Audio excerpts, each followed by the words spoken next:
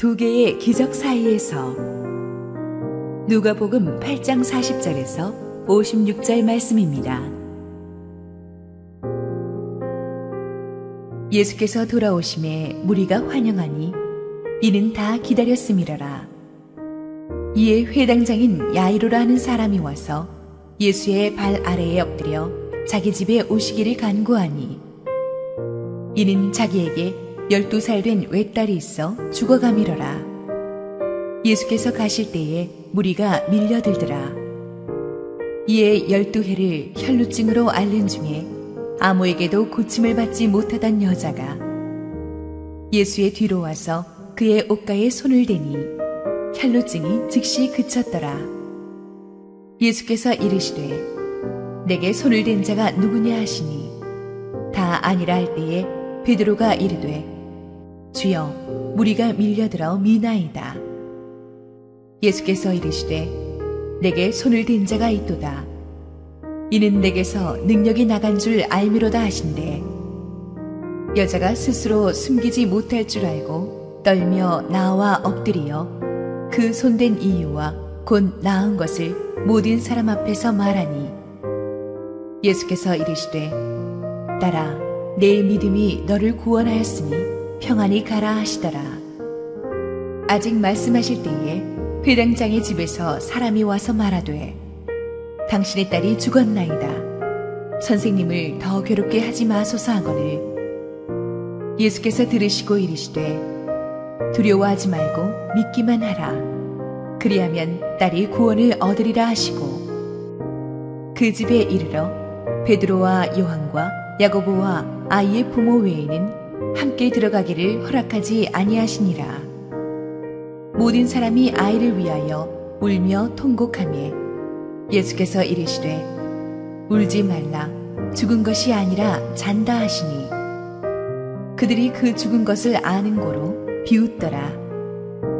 예수께서 아이의 손을 잡고 불러 이르시되 아이야 일어나라 하시니 그 영이 돌아와 아이가 곧 일어나거늘 예수께서 먹을 것을 주라 명하시니 그 부모가 놀라는지라. 예수께서 경고하사 이 일을 아무에게도 말하지 말라 하시니라. 할렐루야. 우리 하나님께 감사와 영광의 박수 올려드리겠습니다. 축복된 주일 예배 자리에 나오신 성도님들과 실시간 온라인 생방송으로 함께하고 계신 국내 모든 성도님들에게 하나님의 은혜가 충만하게 임하기를 축원합니다. 우리 함께 기도하시고 말씀 봅니다. 주님 은혜를 감사합니다. 우리에게 상식의 세계에 젖어 살아가는 우리에게 초자연적인 거룩한 브레이크트루 돌파구가 필요합니다. 기적이 필요합니다. 간절한 마음으로 나와 있는 어떤 성도에게 오늘 기적의 말씀이 이루어지게 하옵소서. 부족한 종은 온전히 감추시고 우리 주님 홀로 영광받아 주시옵소서. 예수님 이름으로 기도했습니다. 아멘. 지난주 설교에서 우리는 예수님이 12제자를 세우신 시점이 공생의 3년 중에 두 번째 해에 접어든 때라는 것을 배웠습니다.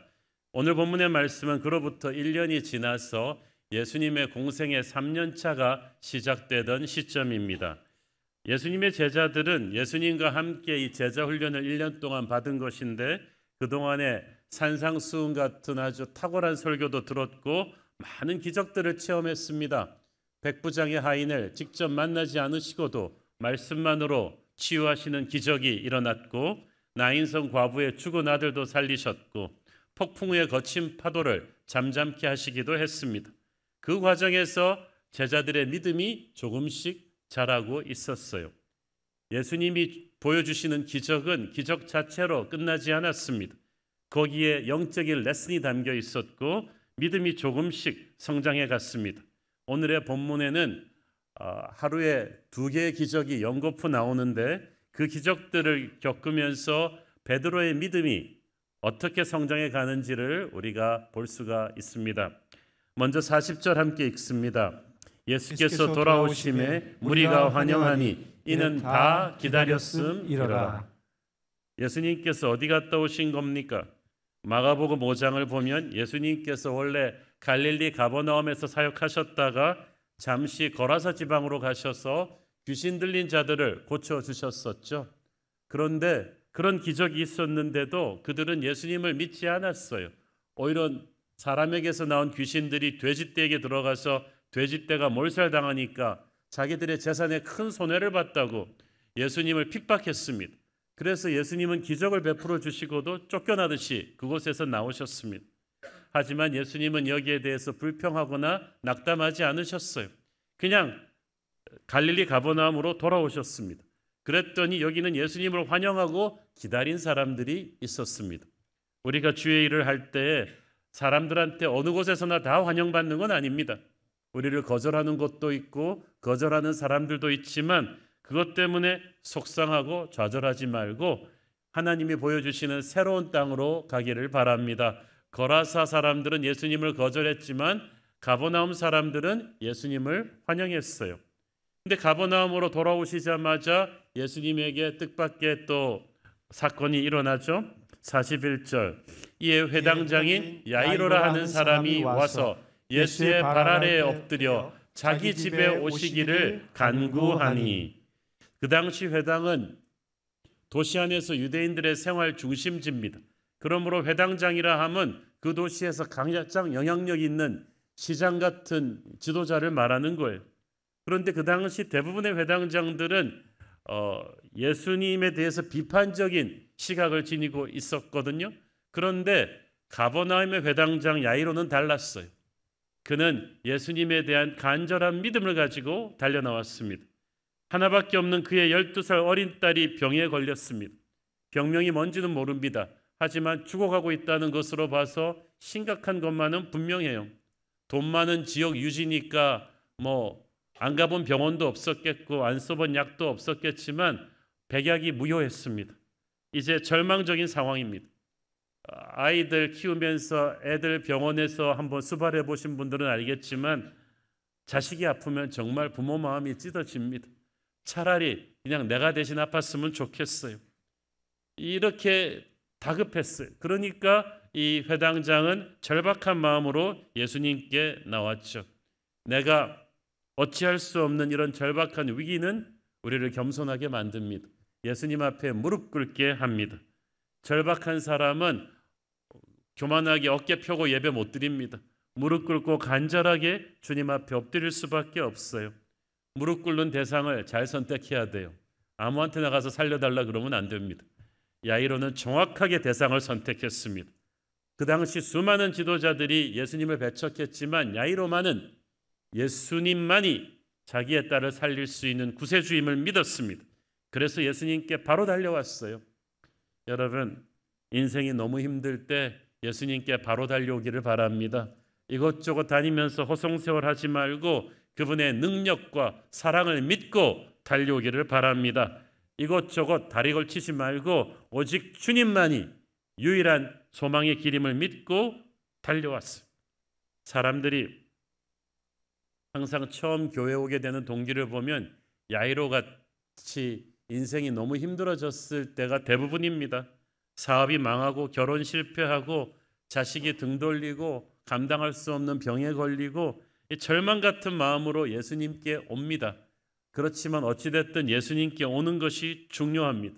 야이로는 이렇게 자존심 센 지역 유지였는데 어린 딸의 병 때문에 자존심이 깨졌어요. 인생이 빈배가 되었어요. 가난한 마음이 되었어요. 그래서 예수님께만 가면 될 거라는 겨자씨만한 믿음을 가슴에 품었더니 예수님은 그 믿음을 보시고 야이로의 집에 즉시 가주기로 하셨습니다.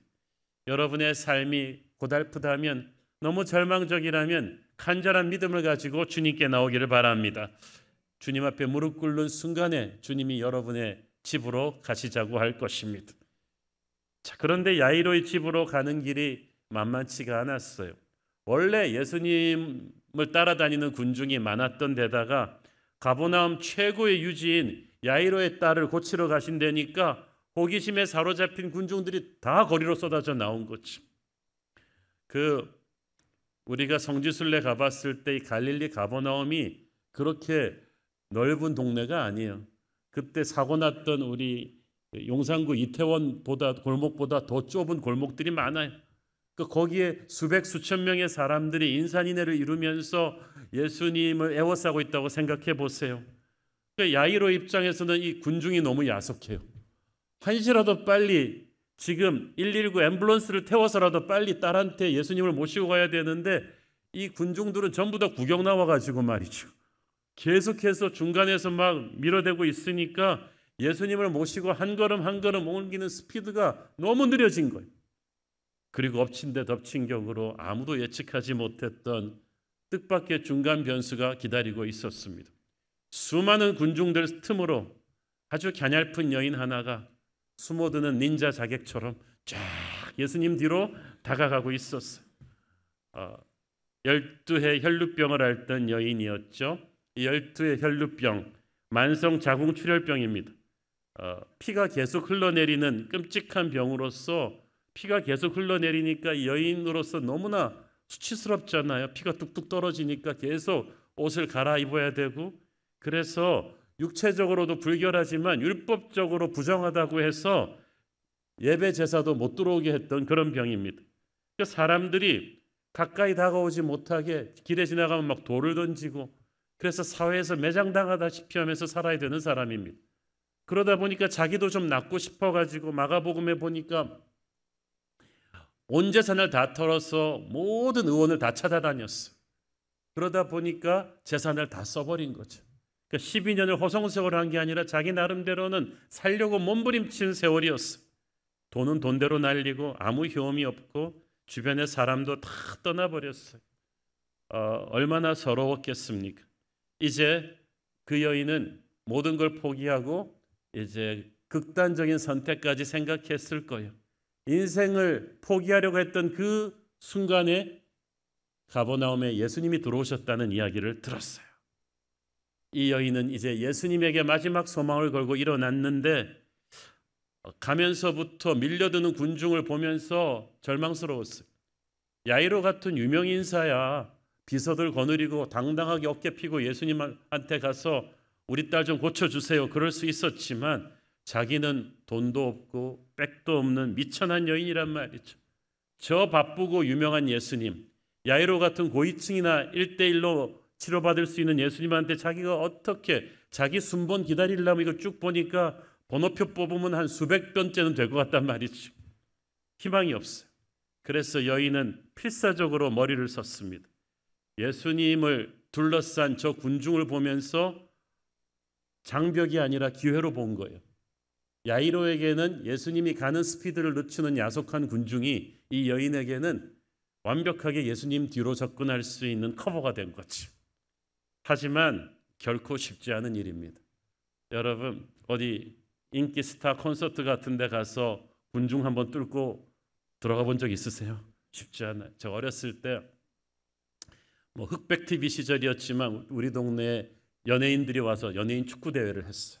그 응답하라 1988에 나오는 상계동 그쪽이에요. 그 우이동 그쪽에. 그러니까 우리가 언제 연예인 보겠어요.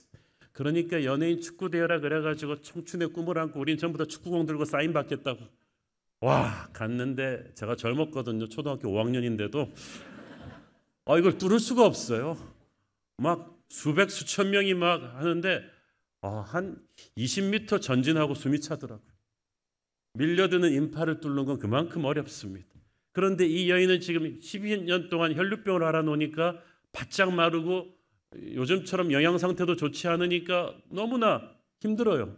조금만 걸으면 픽 쓰러지는 그런 지금 상황인데 만약에 이 군중 뚫고 들어가는데 힘을 다 썼는데 예수님을 한테까지 가지 못한다.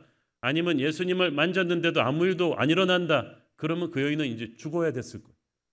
다시 돌아 나올 힘도 없는 거죠. 그 말은 무슨 말이냐 하면 그녀는 이번 예수님 만나는데 자기 목숨 건 거예요. 남아 돌아올 힘을 남겨두지 않았어요. 돌아올 다리를 다 불태워버린 거지.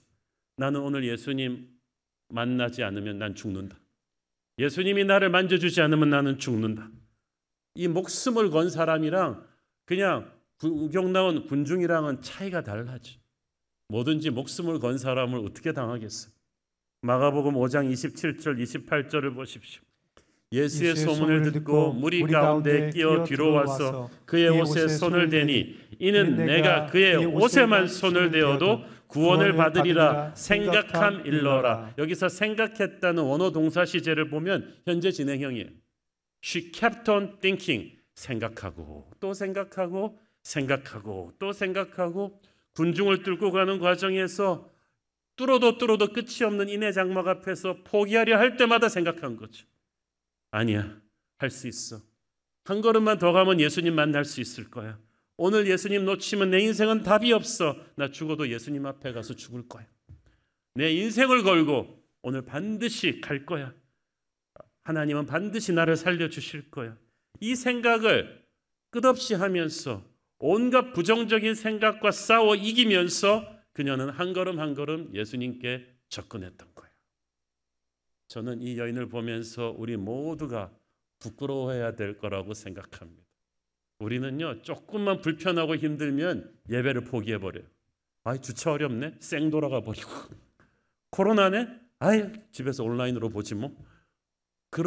우리는 군중 한 10명만 서 있어도 아이, 복잡하다. 돌아갈 거예요. 그런데 이 여인은 뚫을 수 없는 인해 장막을 보면서도 계속해서 믿음의 생각을 하면서 주님께 나가는 거예요. 여러분이 주님을 만나 기적을 체험하는 걸 마귀가 싫어합니다. 그래서 예배로 가는 길은 온갖 방해가 다 있어요. 그렇기 때문에 여러분이 계속 믿음의 생각을 하지 않으면 그 방해물을 뚫을 수가 없어요. 이 여인은 계속해서 믿음의 생각을 합니다. 나는 할 수 있어. 예수의 이름으로 나는 일어날 거야. 오늘 나는 주님을 만질 거야. 오늘 나는 주님께 나갈 거야. 주님은 내 눈물을 닦아줄 거야. 이 처절한 믿음의 한 걸음 한 걸음으로 그녀는 마지막 인해 장막을 뚫었습니다. 이제 기운을 다 써버렸기 때문에 휘청하고 어지러운 그녀의 눈앞에 마침내 예수의 뒷모습이 보였어요. 그녀는 마지막 힘을 쥐어짜서 엎어지면서 예수님의 옷자락을 만졌어. 그 순간에 기적이 일어났어요. 하늘의 능력이 그녀에게 쏟아진 거예요. 44절에 보니까 뭐라고 돼 있어요? 혈루증이 즉시 고쳤다. 여기서 즉시 그쳤다라는 말은 완전히 그쳤다는 말도 되는 거죠. 피부가 정상으로 돌아오기 시작합니다. 환자는 딱 알아요. 자기의 증세가 순간적으로 멈추기 시작했다는 것을.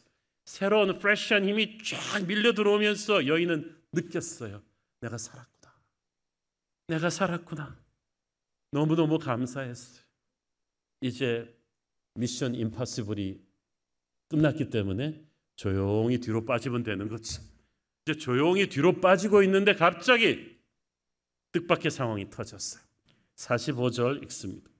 예수께서 이르시되 내게 손을 댄 자가 누구냐 하시니 다 아니라 할 때에 베드로가 이르되 주여 무리가 밀려들어 미나이다.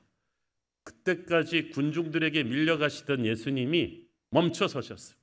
다른 복음서에 보면 멈춰 서셔서 돌아서셨다고 했어요. Who touched me? 누가 내게 손을 댔는가? 여러분, 예수님을 멈추게 하는 터치가 있어요. 그 터치는 주님의 능력을 끌어냅니다. 주님의 관심을 집중시킵니다. 그 사람들이, 이 많은 인파들이 예수님 한번 만져보겠다고 다 만졌는데 갑자기 뜬금없이 예수님이 멈춰 서시더니 누가 나를 만졌냐고 새삼스럽게 말씀하시니까 이해를 못해요. 그랬더니 또 군중 대변인 베드로가 또 나서잖아요. 도대체 뭔 말씀하십니까 선생님? 지금 모든 사람들이 예수님 한번 만지기 위해서 막 밀어대고 있는데 누가 예수님을 만졌냐고 물어보세요. 지금 누가 안 만졌냐고 물어보셔야죠.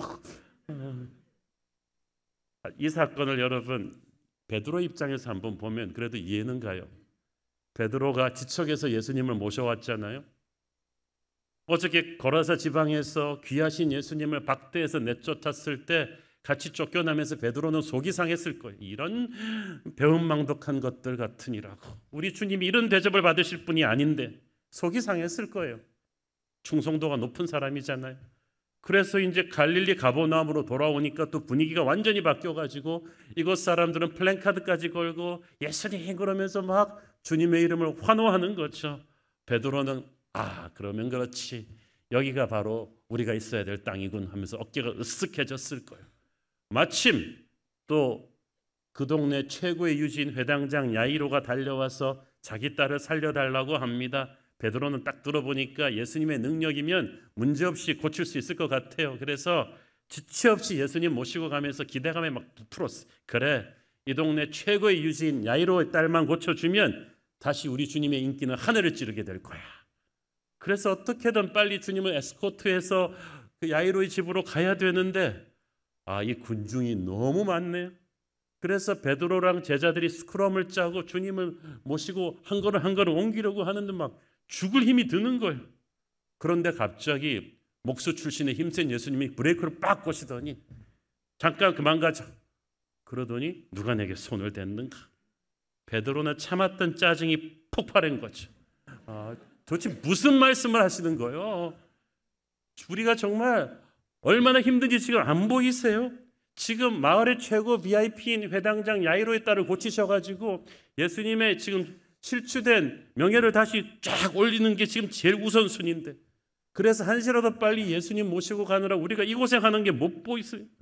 누가 만졌냐뇨? 지금 무슨 자다가 봉창 두드리는 말씀을 하시는 거지. 우리도 좀 그럴 때가 있어요. 우리가 하나님의 뜻이라고 믿고 오리지널 목표를 향해 돌진하고 있는데 중간에 주님이 멈추라고 하시고 새로운 말씀 주시면 짜증이 나는 거죠. 제가 존경하는 선배 목사님이 교회 사활을 걸고 건축을 추진하고 있는데 주님께서 찾아온 선교사에게 선교헌금 해주라고 하실 때 짜증이 나더라고요. 지금 무슨 말씀을 하시는 거죠? 건축이나 해놓고 선교헌금을 하는 게 낫지 않아요? 근데 주님께서 찾아오는 선교사마다 선교헌금은 계속 해주라고 하시는 거예요. 그런데 나중에 알았대요. 선교나 교육을 하나도 안 하면서 건축만 한 교회들이 건축하고는 무너진다는 것을. 오히려 선교라는 게 사로잡혀가지고 가난한 자를 돌보는 것을 다 파기한다면 그거는 교회가 아닌 거죠. 그러니까 여러분, 예수님께서 멈추라 하실 때는 다 이유가 있다. 따라해 보세요. 예수님이 멈추라 하실 때는 다 이유가 있다. 그런데 우리가 이게 참 어려워요. 우리한테는 과정보다 목표가 중요하니까. 이때 베드로는 몰랐습니다. 주님에게는 고위층 야이로의 딸만큼 이 가난한 혈류병 앓던 여인도 중요했다는 사실을. 베드로는 몰랐습니다. 우리는 한 번에 한 개밖에 못 보지만 주님은 동시에 여러 개를 보신다는 사실을. 베드로는 몰랐어요. 하나님이 우리 기도만 들어달라고 할 때 하나님은 수많은 자녀들의 기도를 동시에 들어주신다는 사실을. 베드로는 몰랐습니다. 우리는 이 일과 저 일이 전혀 연관이 없다고 생각하지만, 혈류병 앓던 여인과 야이로의 딸과는 아무 상관없다고 생각하지만 주님께서는 모든 것이 신비하게 연결된다는 사실을. 그래서 주님은 단순히 야이로의 딸을 고치시러 오신 것이 아니라 혈류병 앓던 여인까지 고치시러 이곳에 오신 거예요. 베드로는 몰랐습니다. 하나의 목표를 향해 달려가는 과정에서도 주님께서는 늘 멈추시고 새 것을 행하실 수 있다는 사실을. 그래서 베드로는 몰랐어요. 주님에게 온전히 맡기면 주님은 이 일도 이루시고 저 일도 이루어질 수 있다는 사실을. 그리고 이 두 가지 사건 모두 다 복음서에 기록되어 오늘날 수많은 우리 믿음의 후배들에게 어떤 믿음으로 주님께 나가야 되는지 교과서가 되고 있지 않습니까?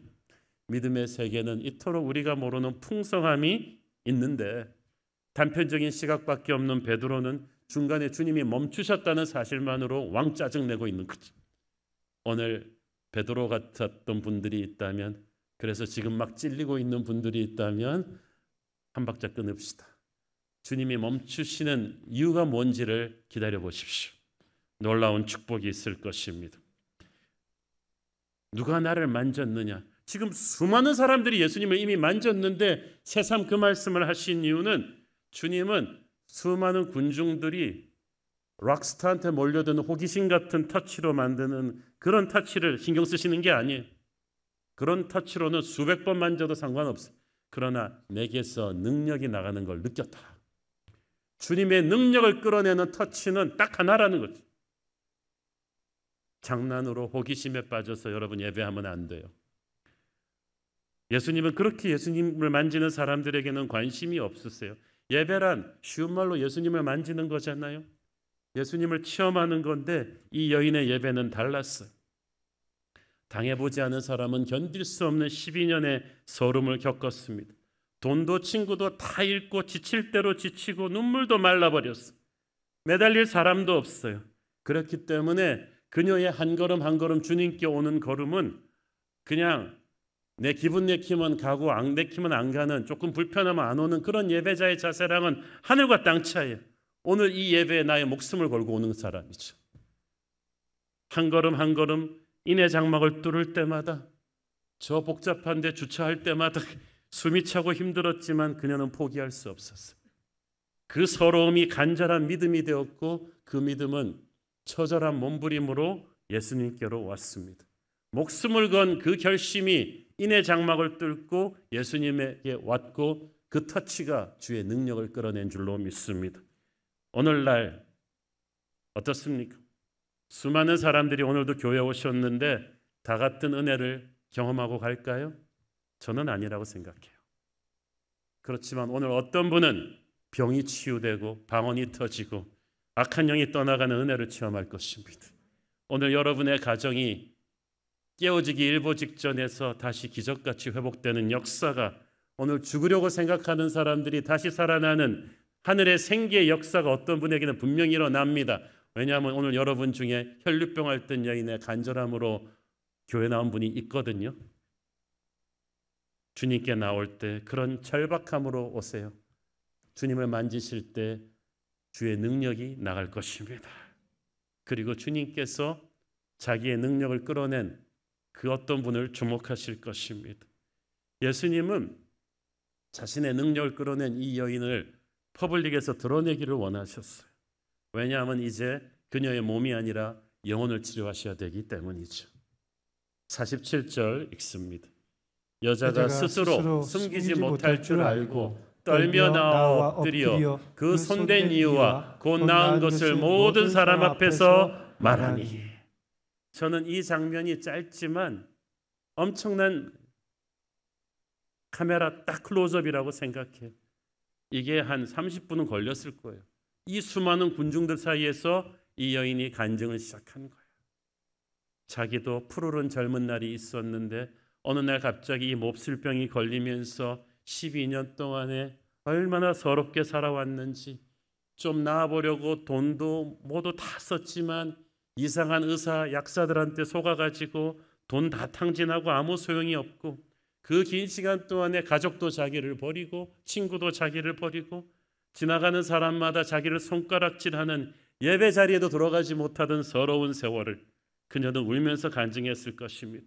그래서 오늘 결심하고 예수님을 만나지 않으면 죽겠다는 그 일념으로 목숨 걸고 군중을 뚫었던 그 이야기를 다 간증했을 거예요. 여인의 간증이 예수님께 한 말이지만 모든 사람들이 다 들었어요. 그날 갈릴리 가버나움에 부흥 집회가 일어난 거예요. 우리가 교회에서 간증할 때도 마찬가지. 하나님께 드리는 간증이지만 모든 사람이 다 들어요. 왜? 교회는 은혜 공동체니까. 우리가 하나님을 만난 이야기는 반드시 나눠야 돼요. 나눌 때 그 감동이 30배, 60배, 100배로 불어나거든요. 이 여인의 간증을 들으면서 그날 갈릴리 가버나움 사람들은 충격을 받을 거예요. 야, 정말 자기들은 야이로의 딸 생각만 했는데 이 가난하고 간절한 여인의 삶에 이런 기적이 일어나다니. 특히 베드로는 부끄러웠을 것입니다. 야, 이런 인생 드라마가 있었는데 나는 회당장 야이로의 딸 고치는 것만 집중하다가 눈에 보이는 것이 없었군. 저 불쌍한 여인은 목숨 걸고 예수님 만지는데 나는 그저 그냥 주님 바쁜 길을 지체시키는 군중의 하나로만 보았구나. 예수님은 그 믿음을 느끼시고 멈추어 섰는데 나는 그것도 모르고 주님한테 왕짜증을 냈구나. 그래갖고 다혈질의 베드로가 회개하는 심령이 되었을 것입니다. 예수님께서 그 여인의 간증이 끝날 때 말씀하셨습니다. 딸아, 네 믿음이 너를 구원했다. 평안히 가거라. 이 세 마디는 엄청난 축복의 말이에요. 딸아, 이 말은 네가 이제 하나님의 자녀가 되었다는 뜻이야. 지금까지 12년 동안 이 여인을 이렇게 아름답게 불러준 사람은 없었어요. 전부 다 저리가 저주받은 것 같으니라고 어디 와서 예배를 드려 우리 동네에서 떠나 막 욕을 들으면서 저주받으면서 12년을 살았는데 예수님이 너는 이제 하나님의 딸이다. 세상은 여러분을 욕해도 하나님은 여러분을 하나님의 자녀로 불러주십니다. 이 여인의 눈에서 눈물이 쏟아졌겠죠. 네 믿음이 너를 구원했다. 너의 몸뿐 아니라 영혼까지 구원했다. 그 시작은 바로 너의 믿음이었다. 사실 그 여인의 믿음은 겨자씨였지만 그 겨자씨만한 믿음을 보였을 때 주님의 큰 믿음으로 이 여인을 세워주셨어요. 평안히 가거라. 이 말은 이제부터 너는 샬롬의 인생을 살 것이다. 이 말은 모든 사람이 들으라고 하신 말이죠. 이제 아무도 이 여인을 괴롭혀서는 안 된다. 이 여인은 정상인이다.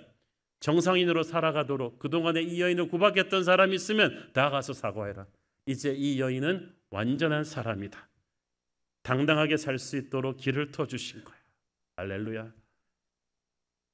이렇게 모든 게 다 잘 되는데 또 뜻밖의 상황이 발생했네요. 49절 읽습니다. 아직 말씀하실 때 회당장의 집에서 사람이 와서 말하되 당신의 딸이 죽었나이다. 선생님을 더 괴롭게 하지 마소서 하거늘. 지체하는 사이에 야이로의 딸이 그냥 숨이 끊어져 버렸어요. 이 말을 듣는 순간에 야이로는 아마 충격에 털썩 주저앉았겠죠. 사실 혈류병 앓던 여인이 처음 치료받았을 때 야이로는 함께 기뻐하면서도 너무 부러웠을 것입니다. 우리 딸이 나았어야 됐는데 그 생각 안 했겠어요? 나았으니까 이제 됐다 가고 싶은데 또 예수님은 그 여인의 간증까지 들으세요. 야이로는 계속 시간 보면서 지금 이렇게 간증 들을 생각이 아닌데 그런데 그 사이에 딸이 죽은 거죠. 여러분이 야이로라면 얼마나 원망스럽겠습니까? 이 여인이. 또 이 여인은 또 얼마나 미안했겠어요. 그죠? 한 사람은 살았는데 한 사람은 그 사이에 죽어요. 12의 혈루병 앓던 여인은 살았는데 12살 먹은 어린 소녀는 죽었어요. 순식간에 희비가 교차하는 이 안타까운 상황, 여러분도 그럴 때 있죠. 내가 급한데 옆에 사람 기도는 응답받았는데 내 기도는 응답이 아직 안 돼요. 그럼 그 생각을 할 수도 있어요. 저 사람 해주느라고 바빠서 하나님이 나를 망하게 하신 건가? 그런데 그런 거 아니죠. 예수님이 선포하십니다. 50절 읽습니다. 예수께서 들으시고 이르시되 두려워하지 말고 믿기만 하라. 그리하면 딸이 구원을 얻으리라 하시고. 인간의 시계와 하나님의 시계는 다르다. 아직 내가 끝내지 않았는데 네가 끝났다고 판단해서는 안 된다는 거죠. 여러분, 예수님이 끝났다고 하기 전에는 마침표 찍지 마십시오. 그 말에 모든 걸 포기했던 야이로가 다시 일어났어요. 저는 이게 위대하다고 생각합니다. 야이로는 절망했지만 예수님의 말씀 한마디에 다시 겨자씨만한 믿음을 가지고 일어났어요. 다시 주님을 모시고 자기 집으로 갔어요. 모든 것이 끝났다고 절망하시는 분이 있다면 오늘 예수님의 말씀 붙잡고 다시 일어나기를 바랍니다. 가보니까 집이 초상집이에요. 벌써 가족 친지들 이웃들 다 모여서 울고 있어요. 52절 읽습니다. 모든 사람이 아이를 위하여 울며 통곡하며 예수께서 이르시되 울지 마라. 죽은 것이 아니라 잔다 하니. 사실 실제로 안 죽은 건 아니죠. 55절에 보면 아이의 영이 돌아왔다고 했으니까 실제로 죽은 건 맞는데 예수님이 죽음을 인정하지 않으신 거예요. 죽은 것이 아니라 잔다. 왜냐하면 예수님이 생명의 주관자이시기 때문입니다. 나는 부활이요 생명이니 나를 믿는 자는 죽어도 살겠고 살아서 나를 믿는 자는 영원히 죽지 않을 것이다. 상식적으로는 죽은 게 맞는데 주님은 상식을 초월하시는 초자연적인 분이시기 때문에 이것을 이제 반전시키실 것이다 라는 뜻이에요. 사람들이 예수님의 말을 불신했죠. 53절 봅니다. 그들이 그 죽은 것을 아는 고로 비웃더라. 여기서 그들은 야이로의 이웃들과 친인척들을 의미할 거예요. 그들은 이 집에 있느라고 예수님과 함께 오다가 혈루병 앓는 여인이 낫는 기적을 체험한 적이 없어요. 기적을 체험한 적이 없는 사람하고는 잘 대화가 안 돼요. 냉소적이에요. 자기의 이성과 상식에 갇혀 있으니까. 그래서 애가 죽은 걸 안다 그랬잖아요. 여러분, 인간적인 지식으로 아는 사람에게는 초자연적인 믿음의 세계를 인식할 수가 없어요. 방금 기적을 목격했더라면 그들은 두 번째 기적을 기대했을 텐데, 기적을 본 적이 없으니까 자기의 상식과 경험으로 예수님을 비웃은 거죠. 그러니까 예수님이 어떻게 하세요? 마가복음에 보면 주님께서 이 사람들을 전부 집 밖으로 내보내셨어요. 주님은 불신의 사람들과 함께 동역하지 않으세요. 기적을 일으켜야 되는데 불신의 사람들이 영적인 공기를 이렇게 나쁘게 만들어 놓은 상태에서 일하실 수가 없는 거예요. 그들의 비웃음을 무시하시고 그들을 기적의 현장에서 내보내실 것입니다. 작년 겨울 부흥회 때 영적 공기 이야기 배웠죠. 우리가 하나님의 역사를 기대한다면 믿음의 사람들이 모여서 찬양하고 기도하고 말씀을 들으면서 영적인 공기를 깨끗하게 만들어야 돼요. 성령의 생기가 흘러들 수 있게끔 분위기를 만들어야 돼요. 그래야 기적이 일어나지, 불신과 불평과 원망이 있는 곳에서 무슨 일이 일어나겠습니까? 예수님은 그 방에 영적인 공기를 깨끗하게 만드셨어요. 51절에 보니까 그래서 남은 사람은 아이의 부모 외에 베드로, 요한, 야고보뿐이에요. 야이로 부잣집이니까 넓었을 텐데 주님께서는 딱 그 사람들만 남기셨어요. 왜? 예수님 보시기에 아이를 일으킬 만한 믿음으로 영적인 공기를 깨끗하게 할 사람은 딱 그 사람들만 있으면 되는 거예요.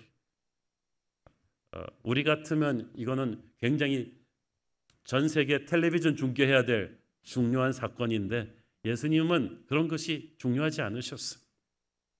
그런데 이 예수님이 남겨주신 제자들 중에 베드로가 제일 앞에 있었다는 사실이 놀랍지 않습니까?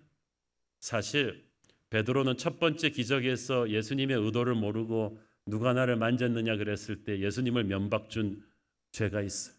저 같으면 알밤을 주고 너 제일 끝에 가 서 있어. 수제자라는 것이 말이지. 그랬을 텐데 베드로가 그래도 실수는 해도 배우는 게 빨랐던 것 같아요. 혈루병 앓던 여인의 기적을 목격하고 간증을 들으면서 회개도 하고 달라졌어요. 그러니까 또 하나의 기적을 기대하는 작은 믿음이 그에게서 생기기 시작했던 것이 분명합니다. 그러니까 처음 기적과 혈루병 앓던 여인의 기적과 야이로의 딸 고치는 두 개의 기적 사이에서 어떤 일이 베드로의 마음속에 일어난 거예요. 믿음이 자랐어요. 언급결에 목격했던 첫 번째 기적 때와는 달리 두 번째 기적에는 베드로의 기대하는 마음이 있었던 거예요. 그렇지 않고서는요, 베드로도 이웃들이 예수님 비웃을 때 죽은 게 아니라 잔다 그랬을 때 베드로도 같이 나서서 예수님 자꾸 왜 그러세요? 죽었는데 잔다 그러시면 어떡해요? 라고 한마디 했을 텐데 첫 번째 기적에서 이미 베드로는 경솔하게 사고친 게 있잖아요. 예수님은 내가 모르는 놀라운 뜻이 계시구나. 놀라운 능력이 계시구나. 이 믿음이 생겼어요. 그래서 믿음의 마음으로 예수님을 바라보니까 예수님은 야 베드로 넌 들어와. 이거 봐야 돼. 여러분도 첫 번째 기적에서 믿음이 자라기를 바랍니다. 그래야 두 번째 기적을 또 체험할 수가 있어요. 예수님께서 아이의 손을 잡고 말씀하십니다. 아이야 일어나라. 단 한마디로 기적이 일어났어요. 사랑하는 여러분, 그 능력의 주님이 오늘 이 자리에 임재해 계신 줄 믿습니다. 딴 나라에 계신 게 아니라 지금 이 공간에 여러분의 예배를 받고 계십니다. 여러분 중에 혈루병 앓는 여인을 찾고 계세요. 야이로를 찾고 계시는 거지. 누가 큰 믿음으로 주님을 만질 것인가를 기다리고 계십니다. 평생 한 번도 보기 힘든 기적을 하루에 2번을 1시간 내에 체험하면서 베드로의 믿음이 얼마나 자랐겠어요. 우리 주님은 고위층 야이로의 딸도 고쳐주시지만 가난한 혈루병 앓던 여인도 고쳐주시는 은혜의 하나님이신 줄 믿습니다. 차별이 없으세요.